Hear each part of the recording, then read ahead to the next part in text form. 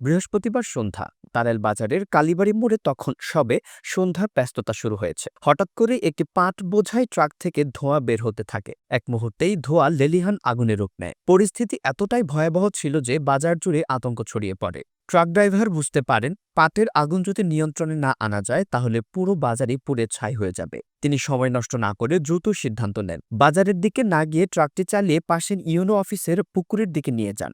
ট্রাকটি পুকুরে নামানোর সঙ্গে সঙ্গে আগুন অনেকটাই নিয়ন্ত্রণে চলে আসে। ফায়ার সার্ভিসে খবর দেওয়া হলে তাড়াইল উপজেলা ফায়ার সার্ভিস দ্রুত ঘটনাস্থলে এসে আগুন পুরোপুরি নেভায়। আগুনের তীব্রতা এমন ছিল যে একটু দেরি হলেই বাজারের অসংখ্য দোকান ও ঘরবাড়ি ক্ষতিগ্রস্ত হতো। ড্রাইভারের তাৎক্ষণিক বুদ্ধিমত্তার কারণেই বড় ধরনের দুর্ঘটনা এড়ানো সম্ভব হয়েছে। তার সাহসিকতা দেখে বাজারের লোকজন হতবাক। স্থানীয় বাসিন্দা ও প্রশাসনের পক্ষ থেকে ড্রাইভারের প্রশংসা করা হয়। তার এই সাহসিকতা শুধু একটি বাজারই নয়, অসংখ্য মানুষের জীবিকা রক্ষা করেছে। এই ঘটনা যেন আমাদের মনে করিয়ে দেয় বিপদের মুহূর্তে সঠিক সিদ্ধান্ত কেমন করে বড় দুর্ঘটনা রোধ করতে পারে। ড্রাইভার তার দক্ষতা ও সাহসিকতার জন্য সবার কাছেই আজ নায়ক।